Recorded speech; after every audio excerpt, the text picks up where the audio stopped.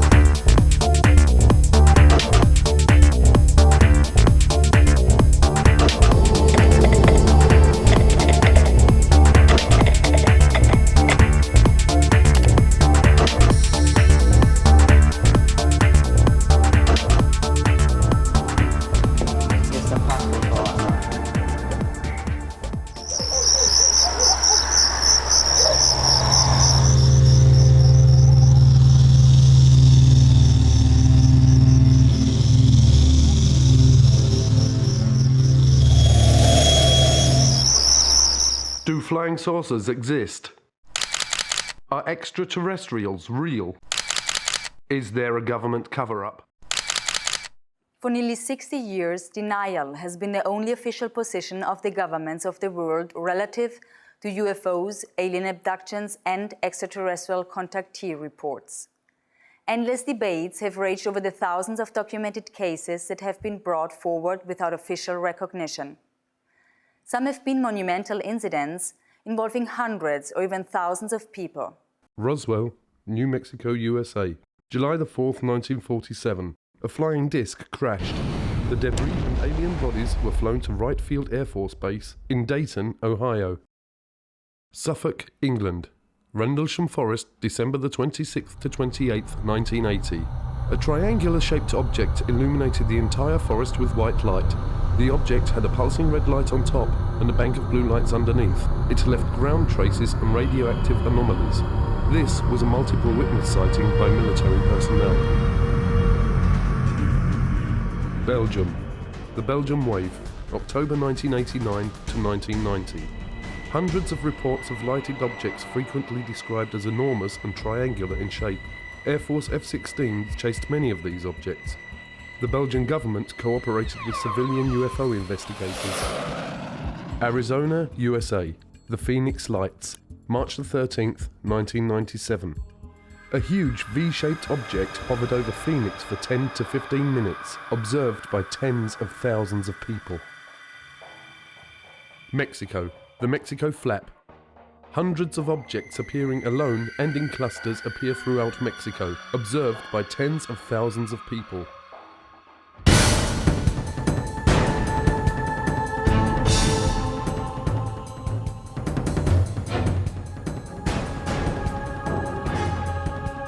Flying saucers are real.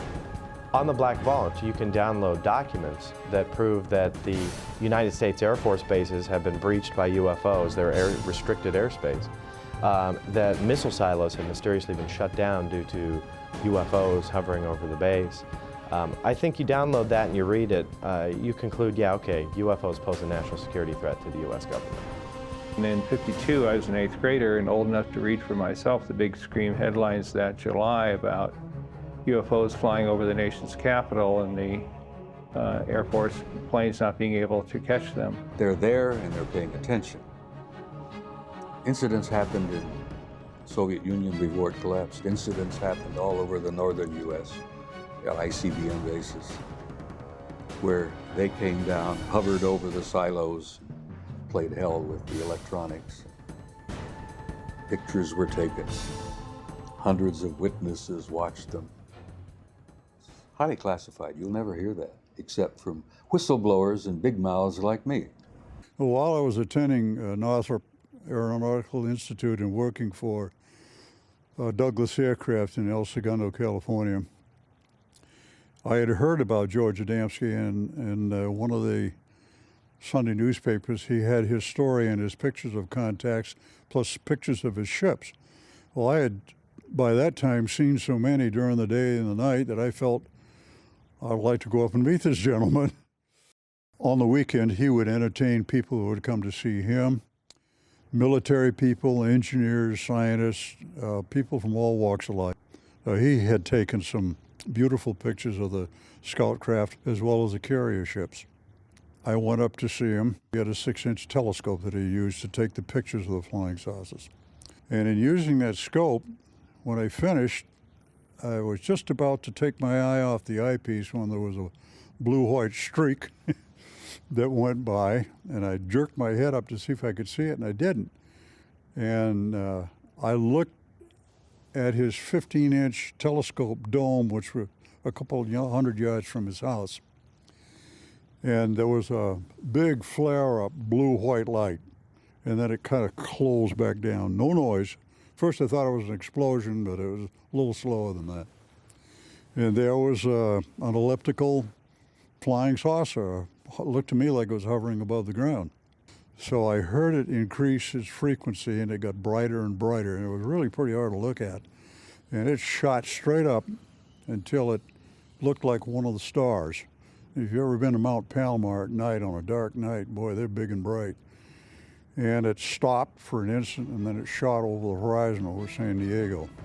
We have more than one witness who have been involved in the tracking of these objects on radar. You know, many people say, well, look, if this stuff was real, why are there no radar reports? I said, we have them. We actually have the radar tapes from the FAA. This is not just UFOs, and this is not being visited by guys from other planets. I was to learn later that our security, our intelligence people, our military people concluded and learned we were not merely dealing with interplanetary visitation.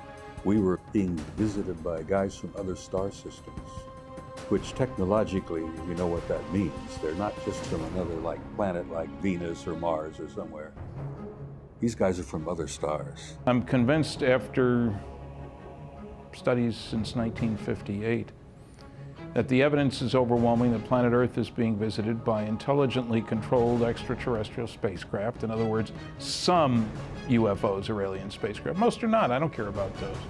Most isotopes aren't fissionable. I don't care about the ones that aren't if I want to build a reactor. If somebody who had the clearance to carry nuclear weapons or launch nuclear weapons saw these objects over a nuclear facility and reported it and have documents to prove it happened, this is dispositive. That's what someone who is wanting to look into this, who says, well, could this really be true and I don't know about it? They need to look at that, and we've assembled it. We have a 600-page book of top secret documents and the transcripts of these witnesses. We have videotapes. So I began watching the newspapers for any newspaper reports.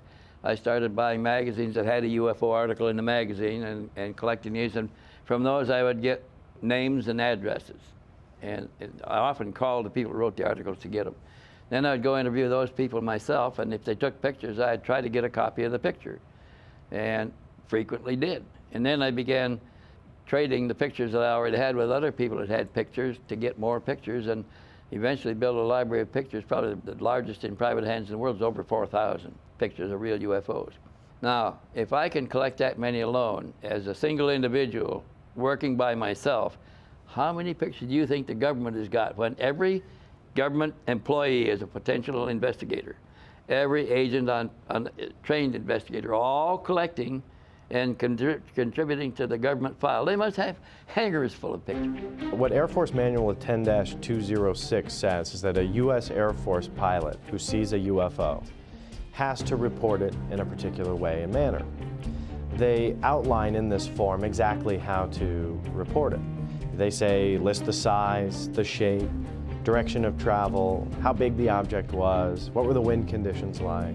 And you go through this big form and say, you know, your UFO sighting. The manual then goes on to state that you have to forward this to the NORAD installation. This is that one Air Force base that claims, oh no, we haven't collected these things since 1969. The problem is this form was last updated in October of 2004. In 1977, I proposed and became director of a proposed extraterrestrial communication study done in conjunction with the Jimmy Carter White House. Jimmy Carter, of course, had a close encounter with a UFO in the company of 10 members of the Leary, Georgia Lions Club in 1969 while he was running for governor of Georgia.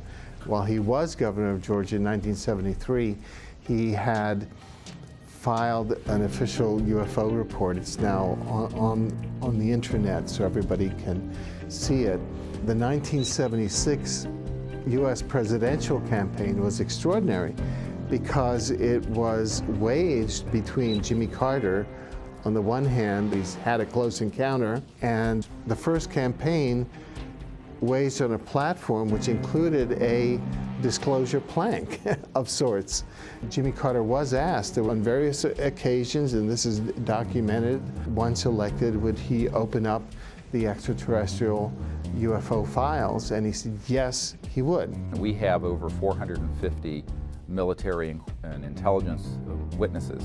They range from generals and brigadier generals to air traffic controllers and strategic air command personnel in the Air Force to civilian people in the FAA, the Federal Aviation Administration, to astronauts and cosmonauts. And it's an enormous database of people who have up close and personally seen UFOs or worked in those projects in their capacity as a government or military person. Even with the massive amount of pressure governments can exert to maintain the ongoing cover-up, people continue to come forward and tell what they have personally experienced. Like that, 15 miles in a fraction of a second. I disengaged the autopilot to push the nose over because we were at a collision course, and when I did, I just saw it head on. It's 300 feet in diameter. We knew that. We had a knowing, like somebody was telling us, 300 feet in diameter. So at that time, I heard a hell of a noise. And I said to the friend, what the hell was that? He said, well, the navigator and the radioman ducking fell, they hit their head, one hit their head, hurt their arm, they were scrambling on the deck. So I thought it hit us underneath. So I said, well, where in the hell did it go? And Fred said, right over to the right. I can see it. I couldn't see it. So it drifted forward about 5 miles from it. It never got to the altitude that we were at, a few hundred feet below. I began to watch it. Well, we knew then it was a friendly encounter. It just wanted us to see him. So then I went to engage the autopilot again. The magnetic compass was going like this. And the bird dogs, which is direction finder, the two bird dogs, they were pointing right at this thing, just vibrating like this. And there was a lot of electrical things in the airplane that went haywire. So I told Fred, did you see that coming? He says, anyway, it was close, it was doing this.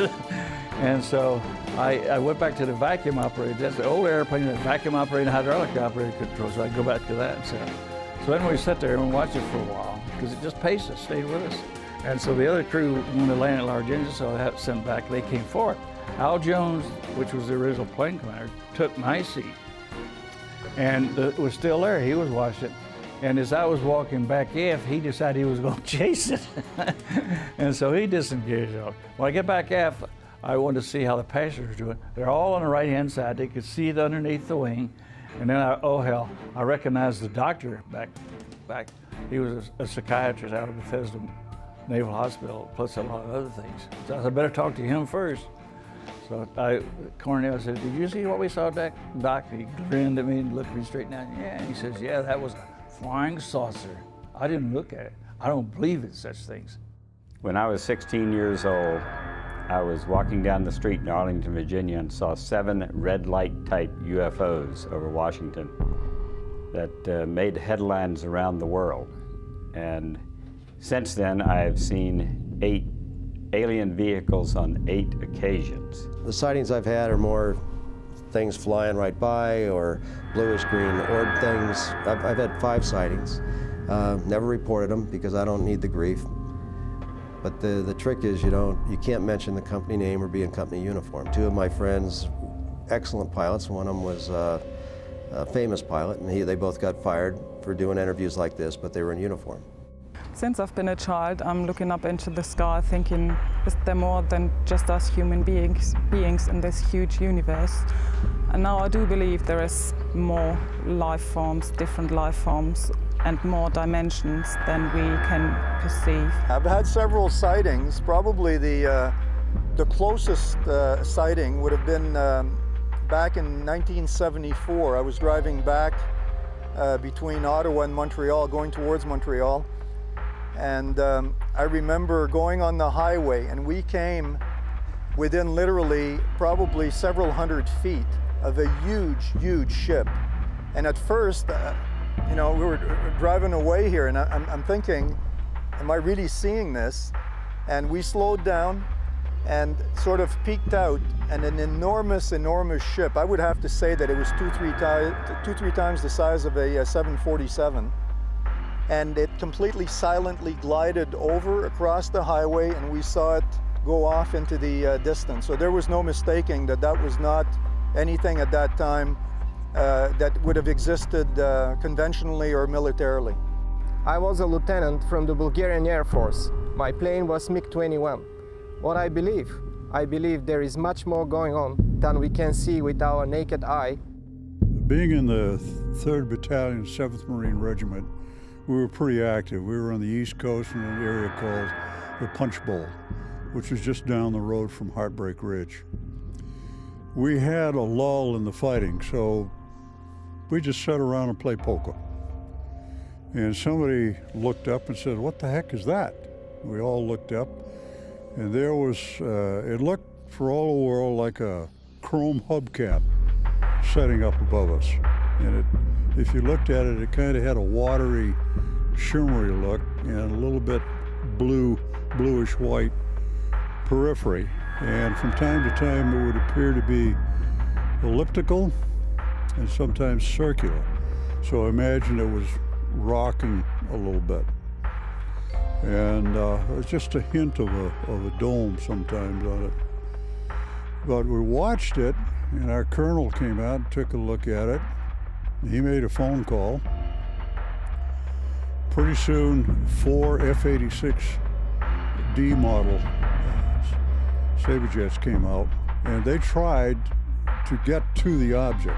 And it appeared that they hit some barrier that you couldn't see, because they would stall out and do a 1.5 turn spin and then pull out at the bottom. Flying saucer finally decided to leave and got very, very bright. And it was pretty difficult to look directly at it. But it rose straight up and it went through the overcast. Now, when it went through the overcast, there were 3 black rings that radiated from the flange of the craft and went from the flange of the craft all the way over the horizon with no sound at all. And what it looked like was somebody dropping a pebble in a glassy pool of water, and the rings were spreading out. In January of 05, 5:24 in the evening, I was driving south on Interstate 25, south of Denver, and I see this black object coming up the road, above the road, in the sky. And I thought, that's curious, what is that? As I get close, as we close, I see that it is a solid object. I thought it might have been Canadian geese for a start. I thought it might have been a piece of plastic blown up in the breeze like a kite. But I could see it was a solid object. It was not affected by a breeze in any way. It was flying on a straight course. It looked black. It may have been some color, but because it was silhouetted against the sky, it looked very dark. It looked like a plank. It looked like a board, an oblong shape. It was bizarre. It had a couple of little bumps on the leading edge on one end. I thought, well, if it's just junk, that would be random, perhaps. It certainly wouldn't be symmetrical. And I looked out the other side, and sure enough, it had the identical bumps on the other side of the leading edge. So it was an anomalous object. Could I identify it? Heck no, I couldn't relate to it. It had no sweep back, no anhedral, no dihedral, didn't have any external power plants, no wings or no tail, empennage, flight control surfaces or probes. A search of the term Fastwalkers on the internet immediately reveals references that Fastwalker is a code name used by various government agencies to refer to UFOs, or, as they are sometimes called, non-referenced targets. Okay, this holds them pretty well. Craft that I recorded that did the 180-degree turn down on this portion of the screen, they're called Fastwalkers because of their speed. The whole episode took about a half a second to perform or less. We're talking milliseconds. And that kind of lets you know that it's not an Earth satellite that we're looking at because it's moving so fast. Plus the fact our satellites don't change direction 180 degrees without changing speed or 90 degrees. And I have seen many of the shadows go up and do a 90 degree right across the screen. And sometimes you'll see 3 or 4 objects in formation. It looks like formation flying, and one will branch off to the left and one will go to the right. Somebody coined the phrase Fastwalker, and it's appropriate. The Fastwalkers are these very rapid-moving electrogravitic and anti-gravity discs and craft of various shapes. The National Security Agency actually for a long time had called these ETVs, extraterrestrial vehicles, and from the military who have tracked these objects. And they've been called Fastwalkers because, as opposed to slow walkers, which are satellites, because they move at enormous speeds. For example, they've been tracked at going tens of thousands of miles per hour in the atmosphere and make a right-hand turn without decelerating. Well, you can't do that with a conventional system. You have to correct for gravity and mass inertia. That's what these things are doing. So these have been tracked on dedicated and classified radar systems. Occasionally, people who are on an ordinary system will pick them up. Today, the internet is literally alive with websites that are filled with detailed reports, many of which include convincing videos and pictures of unknown crafts and alien-like creatures. I live in Phoenix, Arizona. I am a sky watcher, a UFO hunter. I have a website called seeingufos.com. I had an interest in UFOs my whole life, but officially got started on April 15th of 2004 when I walked my dog in the middle of the night, looked up in the sky and saw some strange lights. I've got over 200 UFO video clips on my website. I'm more interested in the day footage. Now, the day footage is completely different because that's harder to dismiss, you know, so I would have to say every other month it seems like I'm catching something. And I go out every day, pretty much 6 days a week, a couple hours a day. You know, you add all those hours up and that's a lot of time just to catch one thing for 20 seconds. But that's more than most people see in a lifetime, so I think that's better than nothing. Well, I'm involved in the political resolution of the what we now call, I prefer to call the truth embargo that the government imposed on the facts regarding an extraterrestrial presence. That presence has been established, I think, many times over by the citizen science research that's been going on since the 40s. The government did studies, but they were primarily for show. And the issue, from a government standpoint, has been managed very intensely since '47, at minimum. Managed in the sense that the government was going to deal with it, but deal with it within the national security structure and never acknowledge that there's anything to this. But in fact, there is. I mean, we are being engaged as a planet and as a species by other beings. Possibly multiple species.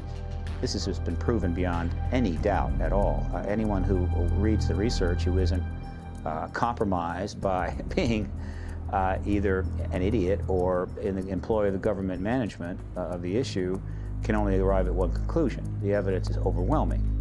Videotape, daylight discs, nighttime discs, photographs, direct pilot sightings by the thousands, millions of sightings around the world, direct testimony from direct government involvement, and of course you've got an entire contactee body of evidence that's now in the tens of thousands of reports.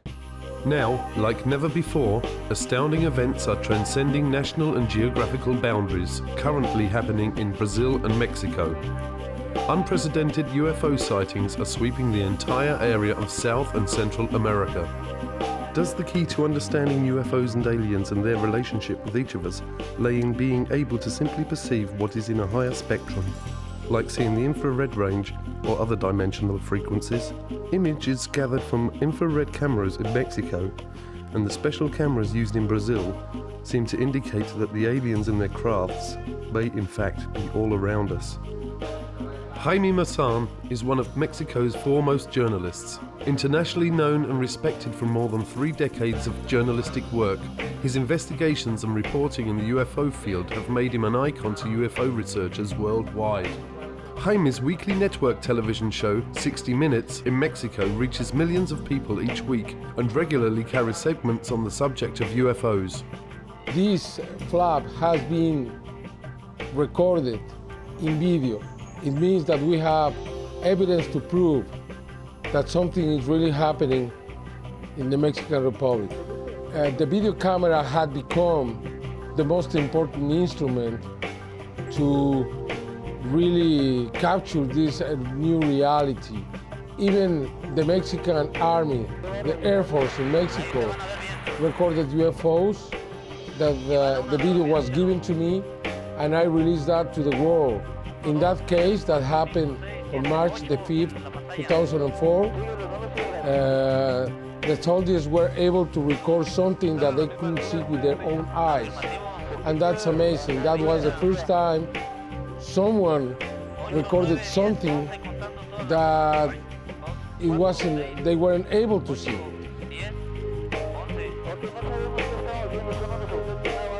With Jaime Maussan aboard a plane coming from San Antonio to Mexico City, flying over a place called San Luis Potosí to film a UFO, following the plane. It was detected by the radars and I have everything on film. So for us it's normal. Maybe because we're searching for it. Maybe because we are trying to look for this reality. Maybe they are following us. I don't know, but it happened to me that at least 50 times, maybe more. There are objects that we cannot see with our own eyes, but they are there, they are watching us. In the last months in Mexico, after thousands of videos, we have been registering some of the most spectacular videos. You can see hundreds and hundreds of objects making formations and flying together, exactly the same thing that you can see in the military video. These formations moving at the same speed, in the same direction, at the same altitude.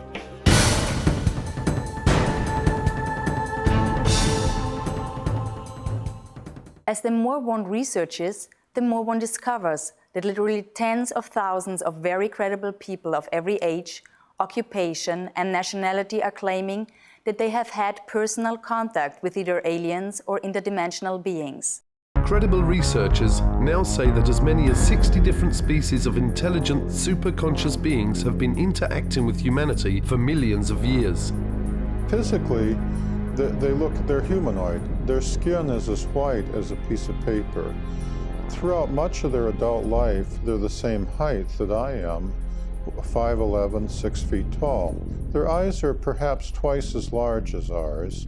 They're typically blue eyes with white pupils, although when they get older, especially the men, their eyes take on a pink shade.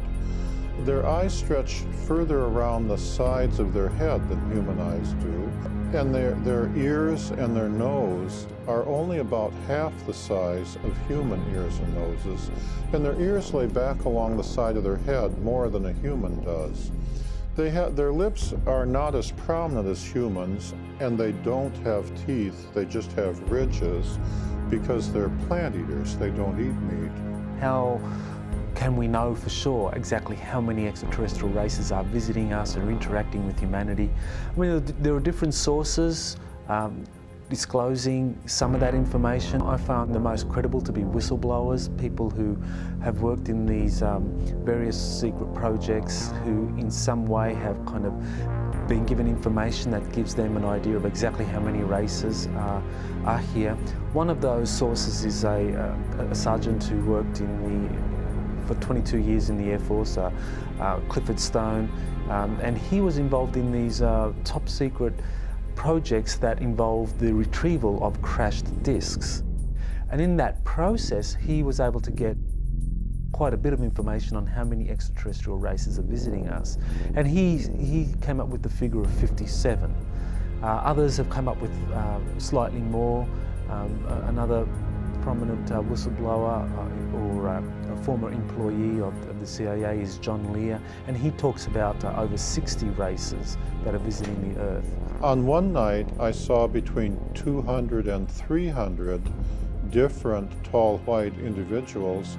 There were so many I couldn't count them, lined up along the mountains to the east up along where the ammunition bunker was. On the night that the tall white lady known as Pamela was supposed to finish her final exam to be head of the technology transfer team to go into Livermore. In amongst those 200 or 300 tall whites, and that's just an estimate because I couldn't, it was a crowd of people and I couldn't count them all. There were also American Air Force personnel, nobody below the rank of colonel. There was like a 4-star general, a 3-star general. There were several of them. There were also several American government people in civilian clothing over there. Could it be possible that our universe is not only immense, but that it is full of life, and that there is a great diversity of this life spread throughout our own local galaxy and even our solar system? Equally outstanding is the recent revelation by the government of Brazil of their intent to turn over the official UFO files dating back to as early as 1954 to the people of Brazil. Well, the Virginia case is probably the best well-documented case that we have in Brazil and probably in the world. Yeah, you know that over 80 witnesses came forward, first-hand witnesses came forward during the first weeks, and they are still coming after it happened. During all these years, we still keep getting witnesses that come forward and tell us pieces of the big story that we know that comprises the capture of at least 2 alien creatures in the city of Virginia. We know for a fact, because we have it all documented, plus the witnesses have confirmed and cross-confirmed that one alien was captured in the morning of that day, which was a Saturday, about 10:30, by a fire department and some personnel from the Army. Another creature was seen at the same day by middle afternoon by 3 girls. It was them who called attention of all the city to the fact that strange creatures have been seen, because when the first one was seen and captured in the morning, it didn't draw too much attention. But at the afternoon, when the girls saw another creature and then spread the word to everybody, we saw the devil, that's what they thought they saw. That night of the Saturday, January 20, 1996, that second creature, probably the same one saw by the girls, was also captured by a police troop, a police car, actually a military police car with 2 policemen inside. The one who was sitting in a passenger seat was Marco Elixerezi, and he was lucky enough to be the one who spotted the creature and grabbed it with his own bare arms, bare hands, got back to the car, put the creature in his lap, and took it to the hospital. 25 days after that, he died on February 15 of some bacteria attacks, proving that his immune deficiency system was absolutely destroyed. And Army personnel and authorities kept it all secret for lots of time until the UFO researchers started protesting along with the press, and we did so much pressure that eventually information was released about it. The exobiological aspect of the probability of life out there has actually increased over what it was in 1950. And the indication that there may be ways of traveling faster than the speed of light so that, hey, they can get here from there. Doesn't mean that they're coming in 5 minutes or they're coming every hour or every day, but you know, they might be able to traverse huge distances in a period of weeks or months or something instead of spending hundreds or thousands of years. Well, look at the UFO sightings. Maybe they provide the answer that they are here. There was talk in the war room about a study that was underway. And this study became initiated in 1961 as a result of an event that occurred early February in 1961, where a flight of unidentified objects were flying from the Soviet sector to the east over the Warsaw Pact, toward the west over the NATO lines. These objects were very high, they were very fast, they were in formation, they appeared to be circular in shape, and they were obviously under intelligent control. They came in a formation of what appeared to be almost 100 of them. And they flew in formation at a high rate of speed from the east over NATO, over the Channel, southern coast of England, where they turned, flew north and disappeared from NATO radar over the Norwegian Sea. We found out that the Soviets had gone on alert, the Warsaw Pact had gone on alert because they picked them up. All of our Air Force and radar sensory devices picked them up. NATO thought those objects belonged to the Russians. We found later that the Russians thought they belonged to us. Both forces were to find out later that they didn't belong to any of us, that they belonged to somebody else. And of course the big question is, who the hell do they belong to? Who are they? What are they? Where are they from? They demonstrated incredibly high technology.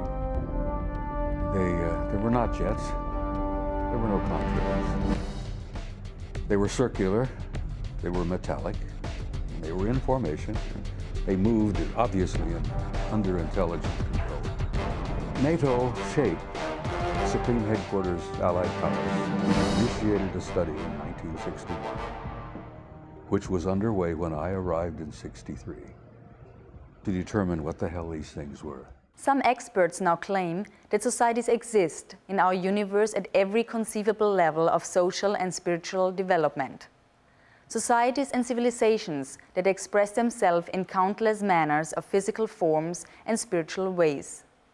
Have great wars and conflicts occurred within our own solar system? Does our true planetary past include rebellions and disputes that have raged throughout our heavens? In our distant past, have massive spacecrafts rained destruction down from the heavens, ravishing continents and destroying advanced civilizations? Genesis 6:1. When men began to increase in number on the earth, and daughters were born to them, the sons of God saw that the daughters of men were beautiful, and they married any of them they chose. The historical record is plain. This has been a phenomenon that's been around since our recorded history. The Vedas, the Hindu Vedas, which are among the oldest writings in the world, talk about the flying Brahmas and how that they were used to launch weapons and blow up cities and all this stuff. You know, again, we've got Ezekiel, and it just goes all the way back. So they've been here all along. If their game plan was like an Independence Day type invasion where they're going to blow up everything and eat everybody or whatever, it would have happened long before now. My main question was, is God out there too? If God's on this planet, is he out there too? And those questions were answered by reading the Bible. And that really set me on this journey to understanding the abduction phenomenon. What is the reasoning for this? Who's doing this? And all of those questions that we all ask. We think of aliens and we think of angels as divine beings that we have no idea of and we don't see, we don't communicate with on a daily basis. But it is not only the Bible and other holy works that are filled with references to UFOs and extraterrestrials. Drawings, paintings, stone carvings, and even coins reflect strange humanoid-like creatures and their flying crafts. Serious researchers now say that the real question is not whether there are abductions occurring, but are there abductions to help or to harm us? And the Greys were authorized to, sort of like a Noah's Ark, to develop a full genetic and DNA bank of all flora and fauna on this planet so as to replant it centuries down the road after the catastrophe. Can you imagine any president, whether it be Bush or Clinton or whatever, standing before the public and saying, yes, I am aware that we have this joint program with some aliens to upgrade our biological computers, to build better bodies to house our souls in future incarnations. You can't talk about things like that. He wouldn't be able to do the job we hired him to do. What we know of the reptilians by a number of abductees, contactees, and also whistleblowers is that there seems to be a lot of evidence supporting the existence of this race of beings on the planet for thousands of years. In other words, that we might consider them to be an indigenous Earth species, an advanced non-human species that has lived on the Earth for thousands of years and actually may have played quite an important role in the genetic manipulation or engineering which supposedly has happened when it comes to humanity. There are various groups and individual species who from time to time come and visit this planet, zoop around, and I think that to try to ascribe any one particular motive to them is tantamount to us looking up at the air at a Boeing 767 aircraft and saying, are those people good or bad? You know, you just can't ask that. It's a group of people, a group of intelligent beings. Some of them are good, some of them are not so good. But I will say this, I don't think there's any reason for great fear and anxiety. Most recently, 2 new terms have emerged that also describe human-alien interaction. The most widely used is the word experiencer for those who have had some sort of experience, good or bad, and participator, which has been coined to explain the cases where the individual may have been an abductee originally, but has transcended that situation by now volunteering to participate with his abductors.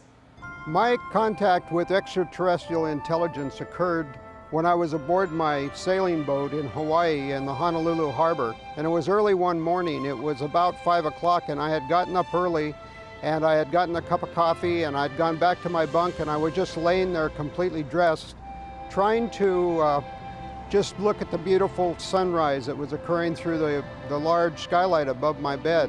Then suddenly the most incredible energy enveloped me and the whole room began to like glow and glisten, and a beautiful woman materialized right next to my bed. And at first I thought I was dreaming or hallucinating. And I said, you can't be real. And she said, well, I am. And I said, well, why are you here? And she said, I'm here as a representative of a group of friends that want you to come to a briefing. The room was lit up completely, but my eyes were closed. I knew somehow not to open my eyes. There was something telling me, don't open your eyes because you won't like what you're going to see. Eventually, I did open my eyes because I could hear noise in the room. There was like scuffling on the floor. I opened my eyes. There were 3 small grey beings with big black eyes and big heads and very skinny, spindly limbs. They pulled me up out of the bed, and then with one behind me and one each side of me holding my elbows, walked me towards the window. And I'm thinking, well, the windows are closed, guys, so you better open them before we go any further. So there was this rationality and irrationality going on at the same time. I boarded what could be called a saucer. It was some type of an interdimensional vehicle that took me to the briefing that was occurred on a planet, the local planet here in our system. It was Jupiter. And the whole planet just radiated with the energy. And I spent time there with these incredible people or beings, and I got a glimpse of mankind's destiny or future as it was possible. And as we approached the window, I closed my eyes. And as I did, I felt this stickiness. It was a stickiness and a feeling of something being pulled very slowly across my face. It wasn't painful, it was just very, very weird. I opened my eyes because I felt cold, I felt wind on my face, and I was aware that I was now floating outside of the window, 3 stories up, looking down at the car park with a very bright light above my head. I couldn't really see what was above my head. I was just aware of this very bright light. One little grey on each elbow, I was aware of them, and we floated up into the craft.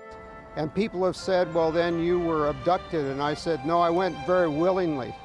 And they've also asked, how can you tell if you were to meet an extraterrestrial? And I would have to say the energy field, because when they're in your presence, they absolutely resonate at a frequency that's so much higher.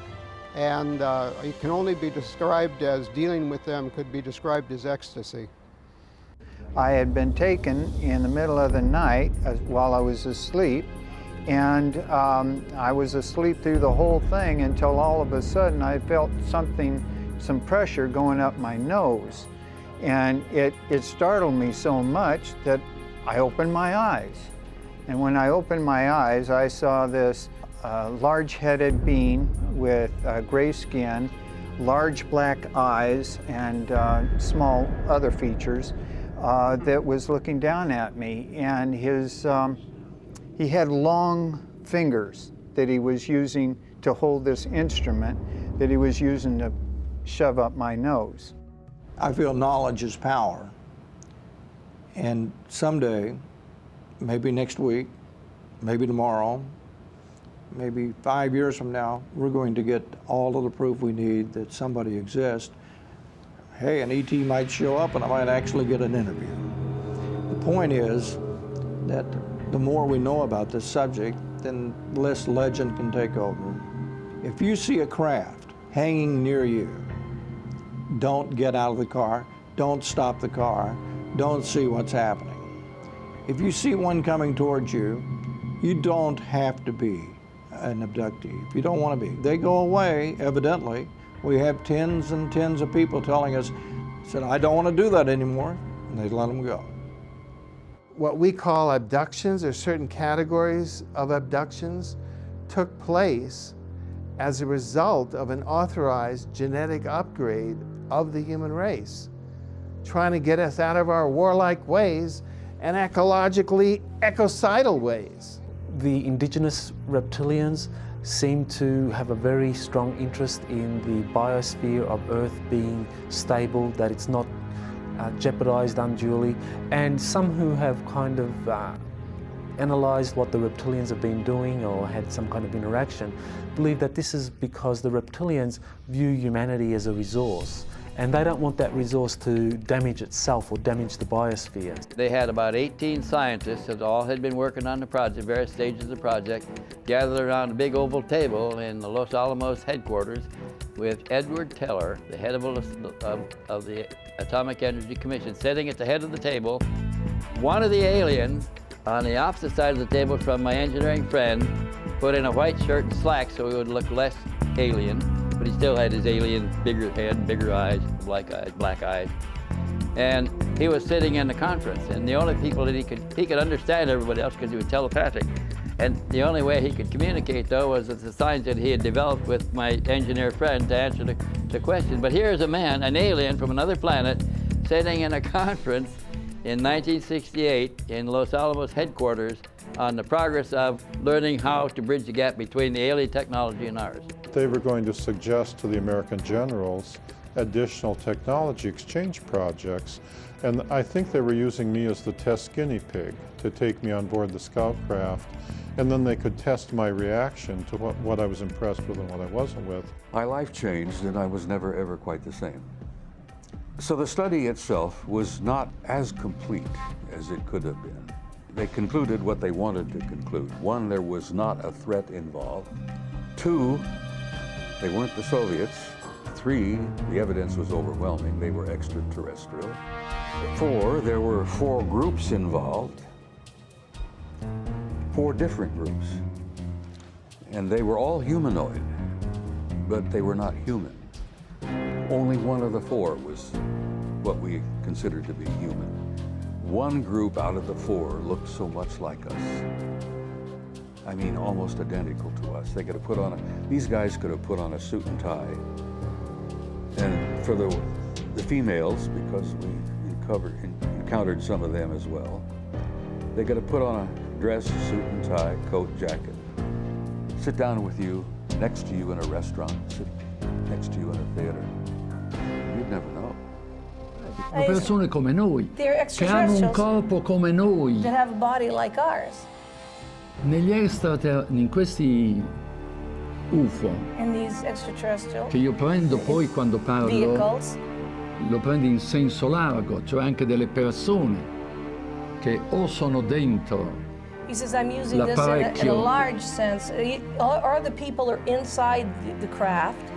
ma questo è molto molto difficile pensarlo, oppure comandano, ma sono distanze enormi, se si fanno vedere da noi, mica c'è un pianeta che è a 1000 chilometri da noi, se no a 1000 chilometri ci It's sarebbero very già difficult, arrivati, but they make themselves seen and known to people on Earth.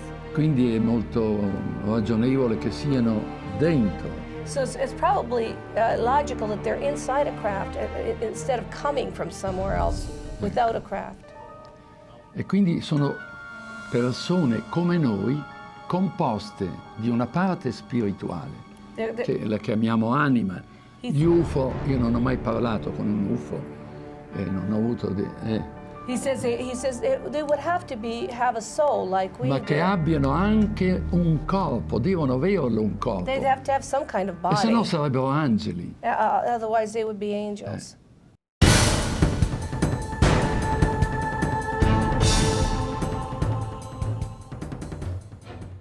How can countries, one of which actually borders with the United States, be having UFO visitations by the hundreds when other major nations of our world insist that they are not? And even more importantly, how can these countries' governmental policies, both official and otherwise, be that they never have had UFO or alien contact? The only logical explanation is in fact that governments are willing to lie. For the past 9 years, I've been researching into the United States government files on what they have on the UFO phenomenon and all sorts of different conspiracies. And I've reached 183,000 pages of government documents on the internet. There is a political block, what I call a truth embargo, instituted by the government, that they are not ready to formally acknowledge this, quote, presence. Anything that involved absolute proof, like hardware and bodies, was siphoned off completely into another track. They just can't allow information to come out overnight so people would be perturbed and actually demand that something be done about it. They stonewall it, deny it, lie about it for, 30, 40 years, and then finally just announce it as if it's fact, and everybody goes, yeah, okay. It's clear we're dealing with a cosmic Watergate, meaning some few people within major governments have known since at least July 1947, when 2 crashed flying saucers and several alien bodies were recovered in New Mexico, that indeed some UFOs are alien spacecraft. The government set up Project Blue Book, the Air Force did, in order to investigate this subject on you might say, a low level. Researchers, mostly regular citizens, have proven without a doubt there's an extraterrestrial presence. We're being engaged. The evidence is overwhelming. And in some cases, you can actually point to where the Air Force explanation completely contradicts what's inside the sighting report itself. The word UFO is actually a disinformation term that was invented after they knew that they weren't unidentified and they knew they didn't fly. So it's sort of a mind play. When the first evidence of ET visitation and hardware and so on came along, the U.S. government took the attitude that we couldn't release this to the general public because it had extreme implications for defense. We don't want our enemies to know that we've got one because then they might try to get one. To the extent that we might be able to back engineer the technology, we don't want to tell somebody else that we're trying to do such a thing. Gus Grissom, who was probably the person I was closest to, felt that they were spam in a can, that the astronauts were just a public relations campaign for a secret military program that was spending much more. The military space program was getting, was a gleaming jewel compared to the junk that NASA was getting at the time. You can get a certain amount of information out through the large media, but it's very superficial and very brief. That's what we found. The in-depth sort of disclosure of what's really going on, who's behind it, what the agenda is, that is almost always stopped. Or if they try to do it, it gets turned into something ridiculous. I almost hate the term UFOs because they really aren't unidentified to the people that know what's going on, or the researchers too. But it's what a lot of people that have the answers felt it was safe to come out of the water, so they're putting out their information on the internet, disguised or whatever. But so these other agents, per se, they're scanning all the time to counteract what's being said by other people from Intel that think it was safe to, okay, we can put this out, or they feel like it's the right thing to do now. Enough is enough, mankind has a right to know type thing. When I worked for Douglas, I was assigned to the Douglas Skyrocket. They wanted me to wire up a camera out on the wingtip that looked through a quartz window back at the canopy so that they could monitor the pilot to see what he was doing. While I went through the hangar, which was secured, there were two gentlemen in there. They introduced themselves. One was Naval Intelligence, the other one was CIA. And I started working, doing my job, wiring up the camera. While they sat around and talked, it became very apparent to me that they were there for that purpose, to talk. They knew about all my flying saucer experiences, all the way from Korea. They told me intelligence, CIA intelligence group, had 3 intelligence digests, flying saucer photographs, witness documentation from all over the world. And they said that I should probably try to get those 3 copies, and that's when I wrote Admiral Freeman. And wasn't able to get the documents, incidentally. But in addition to that, they told me that I should tell people what my experiences have been. And I said, tell everybody you can, because they can't. They were not allowed to talk about it. There's this curtain of ridicule that's been drawn up around the UFO phenomenon.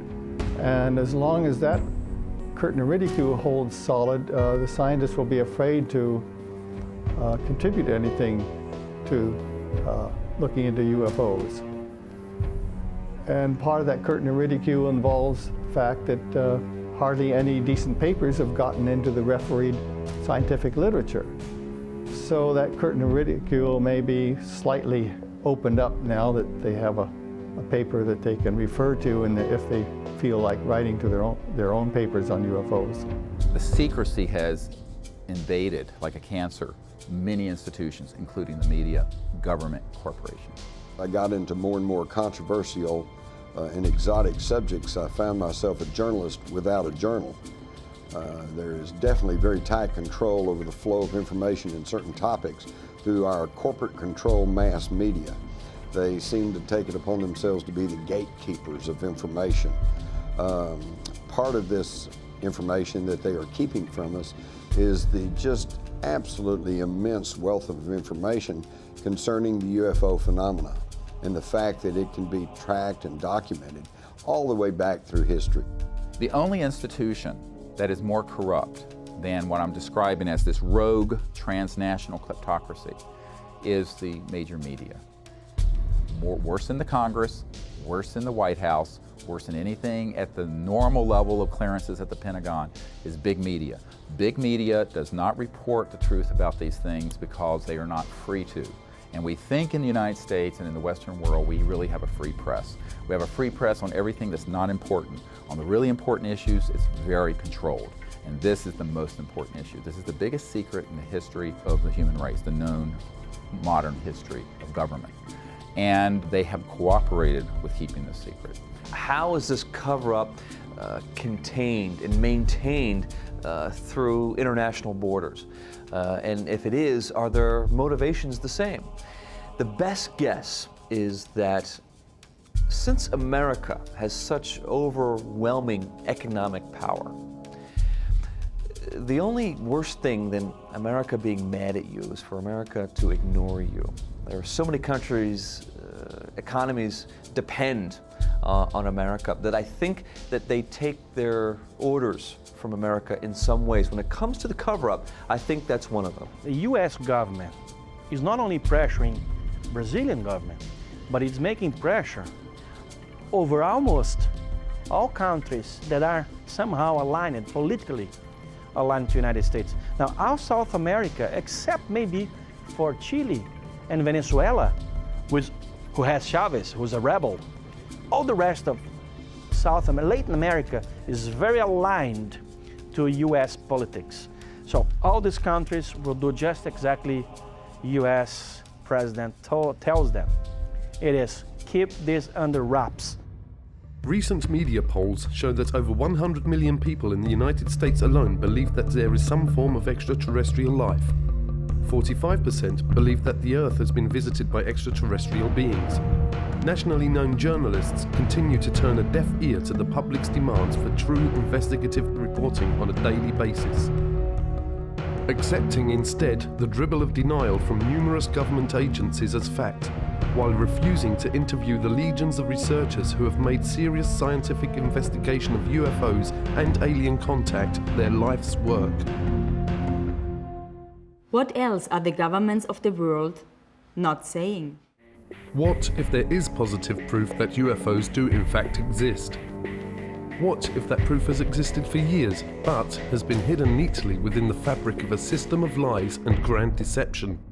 We need to be very concerned about the way in which this whole area has been managed by the national security agencies responsible. By maintaining secrecy, keeping people in the dark, it means that we really don't know whether this secrecy and withholding the information, withholding the technologies from the general public arena is really for the best interest of all of us. The problem has been since the early 50s, and I have the government documents. The United States government has instituted a policy of denial and control over the information. Nothing happening there, folks. Nothing happening there, folks. And if somebody persists in saying, but I saw it, then they're ridiculed. You've got a screw loose. Something's not right with them. This is absolutely just unconscionable in a country that pays lip service to freedom and individual liberty, because there have been so many people whose lives have been wrecked, whose families have been wrecked because of this policy of denial and ridicule over a phenomenon that has happened worldwide for centuries. Disclosure has a very defined definition. It means the formal acknowledgement by the governments of the world of the extraterrestrial presence. As fellow inhabitants of planet Earth, we live in a rapidly changing world. The advent of modern communication networks and the internet has made maintaining the UFO cover-up a difficult and demanding undertaking. Brian Vike of HBCC UFO is the #1 UFO website to send information to. Him and Rents and UFO Casebook are the 3 places that I always send my footage to, because they will only put verified sightings on their site. They just won't put junk up there. And I know they get over 3, 4, up to 10 million hits a month.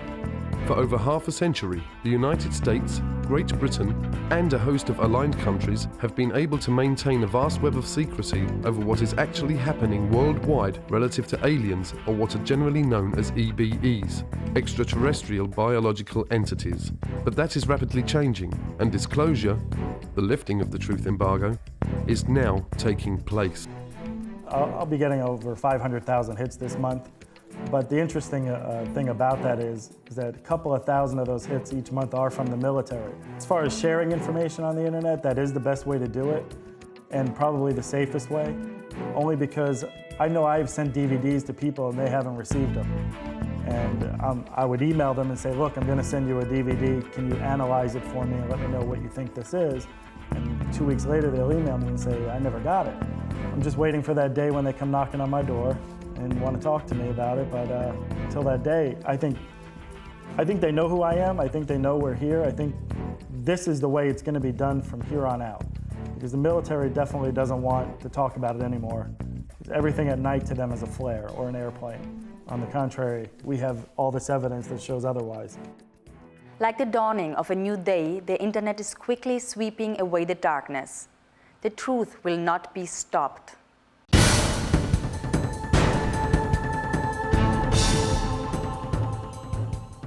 We're in this strange reality, which we're caught between two worlds, between two paradigms. And the bridge between, or the door between these two paradigms is what is now called the disclosure event. Recently in Washington, D.C., a press conference was held in conjunction with an international event, the X Conference, where a panel of eminent scientists and researchers broke the silence and spoke out and called for a full international disclosure and an end to the truth embargo relative to UFOs and extraterrestrials. If I was an in-the-know person, high up in government or finance, and I knew about the extraterrestrial issue and I knew about sequestered technology, and I knew what it could do when it was released, my position would be this: let's keep that technology under wraps as long as possible, while we sell as much of the rest of the oil as we can for as much as possible. And then we'll take that money and we'll use that to own the extraterrestrial technology, right? The point is, there's always people in the know and out of the know. Sometimes it's about stuff and, you're in or you're out. But there are some things you can't have the in the know and out of the know. Basically, what we're calling on today is for the government of the United States to take the issue of extraterrestrial life, where it has been stuck in conflict and for the last 60 years, and take it out of the military intelligence agencies and put it into the Department of Education and the scientific departments where it belongs. Take it out of the threat scenario agencies where it is funded as a potential threat, and put it into the opportunity agencies where it is funded as a matter of education and advancement of knowledge for mutual benefit. There is an overwhelming mass of proven, real government documents that have been released largely through the Freedom of Information Act that show decades of, for example, airspace violations, very sensitive places by objects doing what appear to be the impossible. We have these documents from the 1940s, we have them from the 1950s, we have them from the 1960s, 70s, 80s, and beyond. So these airspace violations continue. They are provocative, they are at times seemingly confrontational. You have pilots who have been charged with going up to get these things, and they have described them at times saying, yes, it appears to be a metallic disc-shaped, there it goes. I began on this topic by trying to do reverse engineering on gravity control devices in 1968, but now I'm officially looking at leaked question documents. And some of the documents tell an amazing story. One of the leaked documents started with FDR, and FDR had set up, through Vannevar Bush, a committee called the Non-Terrestrial Science and Engineering Committee. These were guys, after the recovery of a crashed flying saucer in 1942, who were given the parts and told to figure out how they work. They came back to FDR in 1944 and asked for money. And he said, no, we got to win the war first, beat the Nazis. And then in 1947, it was Vannevar Bush who went to President Truman, who didn't know about all this, and said, by the way, we have these craft, we could do some reverse engineering in order to improve our country, to improve our culture, to improve our standard of living. And that was when the money started to flow. July 2002, right here in the Washington, D.C. area, there was yet again a airspace jet chase by two F-16 jet interceptors, which were chasing a bluish object right outside D.C. My opinion right now is the person who's going to wait for hard evidence is going to be left behind when the deluge comes.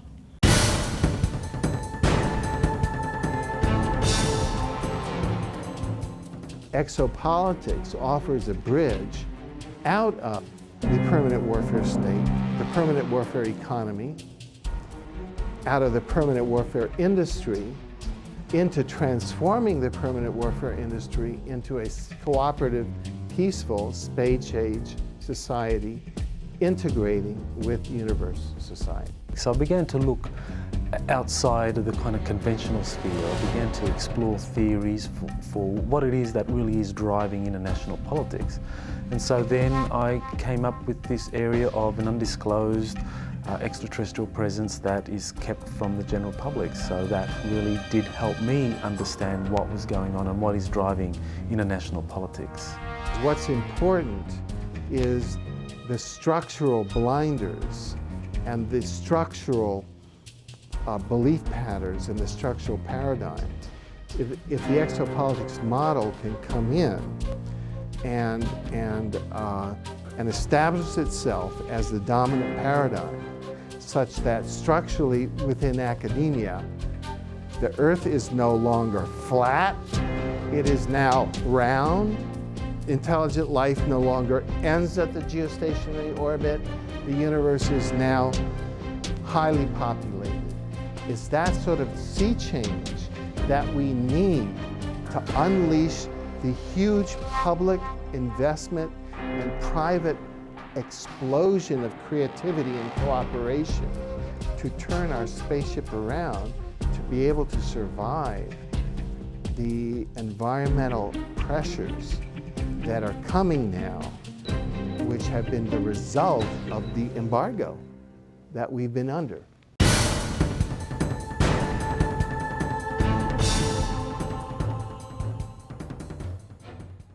Are we, the people of Earth, on the verge of technological destruction? Has our use and testing of nuclear weapons already triggered an interdimensional countdown that is now moving us as a planet towards some kind of interstellar intervention? Even though there's clearly no evidence, I want to emphasize this, that these extraterrestrial civilizations are hostile towards us, I think they're very worried about our hostility. I always turn this on its head, because most of these sort of documentaries are always like alien invasion and all this stuff. No. The issue is that, if they were hostile, we would know it by now. It's clear to me that what's going on is that they're very concerned that at the time that humanity reached the ability to go into space, early space exploration, 50s, we also had already developed weapons of mass destruction and thermonuclear and hydrogen bombs and stuff. And that the coincidence of that, the coming together of those two things, put a big red flag over Earth. And so if you look at the databases from the 50s, 60s, 70s on forward, not only in the United States, but in Great Britain, in the Soviet Union, in China, that wherever we had space, aerospace, and nuclear facilities, there were a lot of these so-called UFOs being seen. These groups that are interested in us, at least seem to show some benevolence, I think would probably step in and keep us from blowing the hell out of ourselves if it push come to shove. The onset of the whole UFO phenomena beginning about 1946, 47, and that I don't think it's coincidence that coincided with our development of nuclear weapons. And I think that out in the universe, they were horrified. They said, oh my God, the kids have found the matches. Well, they don't want us to destroy ourselves, and they don't want us to destroy this planet, and yet they're prohibited from directly intervening in our affairs and in our evolution. So I think that we've got crop circles and animal mutilations and abductions and sightings and increasing sightings and all like that, so that it's not directly impacting on us, and yet over this conditioning period we are coming to understand that we're not the only ones in the universe. And I think they're trying to kind of boost us up the evolutionary ladder so that we can grow to be full-class members of the intergalactic community instead of destroying ourselves through our petty bickering, wars, and nuclear holocaust. Like the dawning of a new day, the internet is quickly sweeping away the darkness. The truth will not be stopped. We're now seeing this wall of censorship cracking apart in the United States. Just recently, we had a major TV network special, and I found it absolutely amazing because Peter Jennings of ABC just very matter-of-factly told a national audience that the Robinson panel of the 50s and the Operation Blue Book, Project Blue Book of the 60s were not really scientific-based investigations. They were just public relations efforts to try to get people not to be thinking about UFOs. So in other words, all you folks out there who are old enough to have seen all the newspaper reports on the Robinson panel and hear what Blue Book said, it's just hogwash. Never mind. The non-human intelligence presence has been here for a long time, that Colonel Philip Corso said there are 57 different races, and that some accords were made to talk about their presence, whether it be Hollywood, movies, or whatever, including the ABC special, that if it isn't done soon, they will probably do it. Extraterrestrials are not a national security issue. They're an educational and social issue for our society, and they may be a spiritual issue. When I retired from the military, I went to work for the Federal Emergency Management Agency, and I worked with them for 14 years. So I've got 42 years of government service behind me, and throughout all those years, I had the very highest security classification you could have, top secret. When I was at NATO in 1963 through 1967, I had cosmic top secret, which was and still is the highest level of security in NATO. That's how I got involved in this crazy UFO field. Through the 50s and 60s and 70s, we referred to aliens as extraterrestrials. But now that science has been catching up with us to a certain degree, we have changed our definition of an alien. It's probably more accurate to call them extra-dimensional beings, because that would explain their ability to traverse vast distances. They operate in more dimensions. I mean, even the current theoretical model of the universe is upwards of 30 dimensions. So we're living in a multi-dimensional universe, and so it's not uncommon to theorize that we're going to encounter beings that operate in more dimensions than we do. And that would explain a lot of the phenomenon related to UFOs, how they're able to appear and disappear, move very fast, do all the things that the ETs go, walk through walls, have remarkable psychic abilities and communicate telepathically. It would really go a long way to explaining the phenomenon surrounding it. What looks like magic to us can really be explained through extra dimensionality. Are any of us really prepared for the kind of paradigm shift that would come with not just disclosure, but with contact and communication with intelligences from other worlds? Is it possible that as a species we have reached the point that our minds actually filter and generate acceptable constructs which all too often become our day-to-day realities? There is so little of your reality that is really based on truth that it's just stunning. Ho sentito dire che ci sono altri mondi abitati. I've heard that there are other worlds that are inhabited. E Padre Pio rispose. Padre Pio answered. E che vorresti che solo noi, in questo piccolo pianeta che è il nostro mondo, amassimo Dio, ma ci saranno tanti altri mondi nei quali ameranno il Signore. Would you believe that it would just be our tiny world that would be giving glory to God?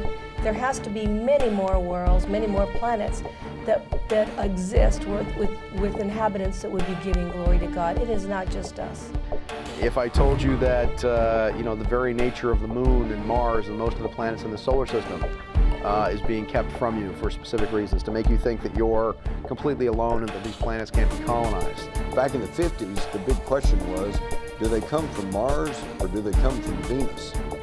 And by the 60s and 70s, we had gotten a little more sophisticated in our intellect and our thinking, and the question became, well, do they come from Alpha Centauri or Zeta Reticuli 4, you know?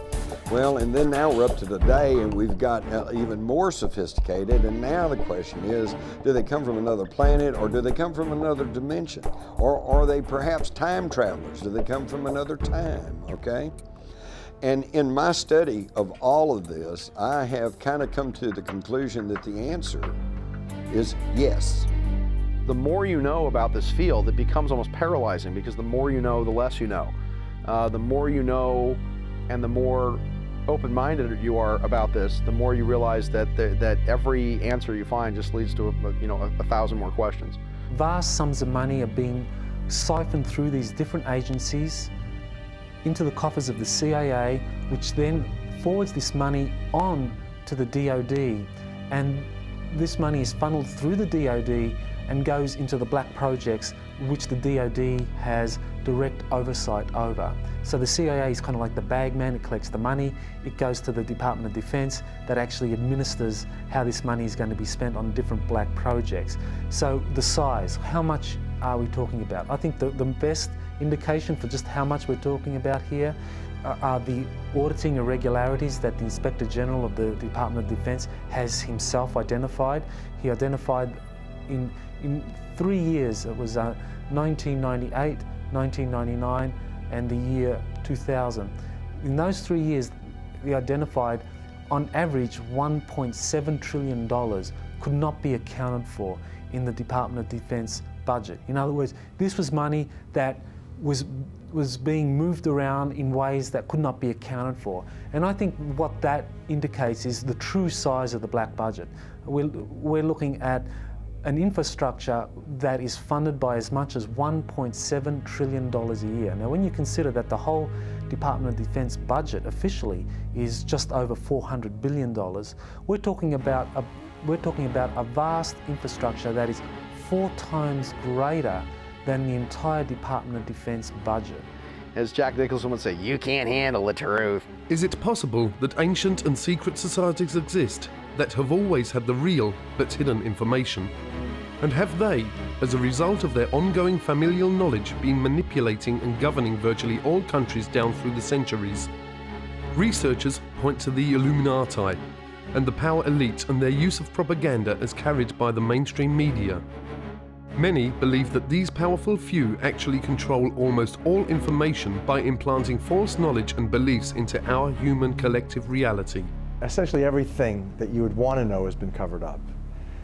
From the electrogenetic magnificence of your DNA being a spiritual antenna to the Creator, to the most amazing Pythagorean mystery school mathematics that is essentially freeing to humanity, in essence also very, very clear that everything in our world is a divine creation, and there's the math is the expressive tool of the Creator for creationism. The United States government, the leader of the free world, is totally controlled by a wealthy oligarchy, a small handful of people that are just super rich. Most of them are not even in government, but they tell the government what to do. These are the people who are behind the UFO secrecy. They don't care if you know there's ETs out there. But if you know there's ETs out there, then you will know that there is alternative technology. And this could upset their monopolies over energy, fuel, transportation, communications, pharmaceuticals. And that's what they don't want. After all, who would continue to pay all these ever-increasing prices for gasoline that's polluting the air, choking us all, killing our kids? Why would we do that if we knew beyond any shadow of a doubt that there was non-polluting energy sources out there? This is what it's all about. It comes back to the old journalistic adage, follow the money. Everything has been covered up. The toxicities of the pharmaceuticals. You're not learning the truth about vaccinations. You're not learning the truth about various medications. The pharmaceutical industrialists, which I prefer to call the military, medical, petrochemical pharmaceutical cartel, essentially has control of the media, the mainstream media, And so it has control over the mass mind. And as a result of those powers that they assert, people are not given the factual information upon which to make informed decisions. They're given propaganda, and as a result, the choices that people are making are genocidal. And I say genocidal with a strict definition, meaning the mass killing of people for economic, political, and/or ideological reasons. And those pharmaceutical industrialists are intimately connected to those people who wish to control populations. They've published the literature, what their intent is, not only how best to control populations, why populations need to be controlled, but ultimately affecting the technologies that are in place to do just that. Currently, 50% reduction in general of the planet's population that has been targeted for elimination. The disclosure project is oriented towards putting together credible government documents and these witnesses so that there is an undeniable case made that this is real and not fictitious. It started really in early 1990s, and after I had briefed the President Clinton's first CIA director on this problem, it was made very clear to me that the executive branch of the U.S. government did not want to do this because, I am quoting, the President was concerned he would end up like Jack Kennedy. I'm not kidding. That was said to me by President Clinton's closest friend. Could it be that much of what we believe is illusion? Is it possible that the history of human civilization is not as we have been told? Have we as people been purposefully dumbed down? And have our governments only served to strengthen the bonds that bind us to our ignorance, not only of our past, but of our present and potential future? Officials in these agencies no longer represent the best interests of humanity, but are now representing the interests of a particular extraterrestrial race that they have been compromised by. So we pay a heavy price if we don't make this open, if we don't bring in transparency and accountability into this whole process. It means that we don't know whether or not those that are behind the policies are actually implementing these policies for the best interest of humanity, which is what they claim, or for the best interest of a particular extraterrestrial race. Some of the questions that we must ask include, are there bases on our moon? Are there structures and life forms on Mars and many of the other local planets? Have our governments made deals and treaties with other life forms that affect the future of all of us on planet Earth?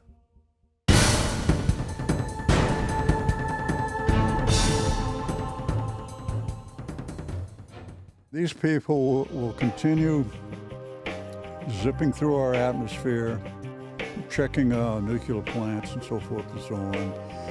They have never been hostile. They pose no air security problems, whatever. The Air Force knows this, and the Air Force has made statements to that effect, that UFOs pose no threat. They are here. Not just the Greys, but the others who look and act like us. Perhaps they are here to instruct us, to help us safeguard our planet. Definitely rules and regulations that govern everything. And the councils have the history books of all of the planets and all the records. So when a planet reaches the point that it can support life, that's a very momentous time in the history of that planet. At that time, the planet is given its life charter. We're dealing with a big, big story. It's not just them. As I said, if it was that simple, it would probably been out some time back. It's really about us. It's who we are, what we are, how we came to be, and where we might end up going sometime. Life is never allowed to just simply spontaneously develop. That if it did, it would be very chaotic. If we could integrate, I call it the spiritual, but the esoteric or whatever. I mean true esoteric. I don't mean religion necessarily, because there's a difference, I think, between religion and spirituality. To produce a thinking, intelligent human being would have taken millions more years if it was happening by normal evolution than it would have taken. And it would still not have got to the point we are now. They create life on other planets because this is the way they were created, by what they call the archaic ones, the ones from the very beginning, have been doing this forever. Mankind was developed as a species, as a spiritual being, and I think we've gotten so far away from who we really are that it's very hard for us to go back there and digest that maybe we have cosmic brothers and sisters. We fight among ourselves for diversity. I mean, if anybody walks in here and looks totally different, we fight among ourselves. And I'm thinking, oh my God, what are the ETs that are involved thinking about the way we handle ourselves with people that are so different from us? They're probably scared to death to appear because of what we might do to them. We have not handled diversity very well. Yeah, one day, I would hope that the people of Earth would stand up and extend their hand in friendship to these people. We have never done that here on this planet. You know, we've shot at them. We've done everything. We fire radar, we fire lasers, everything. We need to say hi. There are other extraterrestrial groups who are human-looking, such as the Pleiadians, the famous Pleiadians of Billy Meyer and others. And they are much more intent on trying to assist humanity to become free of this kind of manipulation from other races that really try to use humanity as a resource. Let's think about it. You can't say, whoopee star kids, these wonderful advanced children have been transformed by contact from people from the stars, when in the same breath you say there's no such things as UFOs. The question of UFOs and extraterrestrials, most people just think is something entertaining.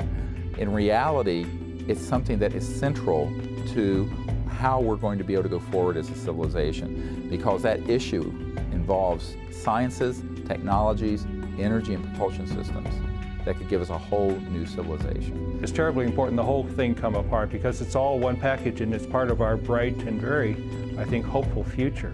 And I think of these star kids growing up and being our leaders, our presidents, congresspeople, senators, university professors, leaders in medicine and science and so forth. I think what brilliant and expansive future we're going to have, but we have to get from point A to point B. And this cover-up is just stultifying us in a very painful way. Is it possible that an intergalactic federation exists, and that this collective of different member beings are in the process of offering the people of Earth membership in a federation of planets? Most importantly for all of us and our children, some of these researchers say that acceptance of their invitation to federation membership would end all war, starvation and dependency upon fossil fuel-based energy systems for our entire planet.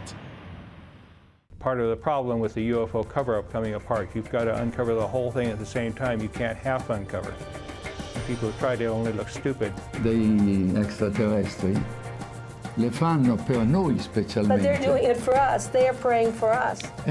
Siamo la categoria più bassa che esiste.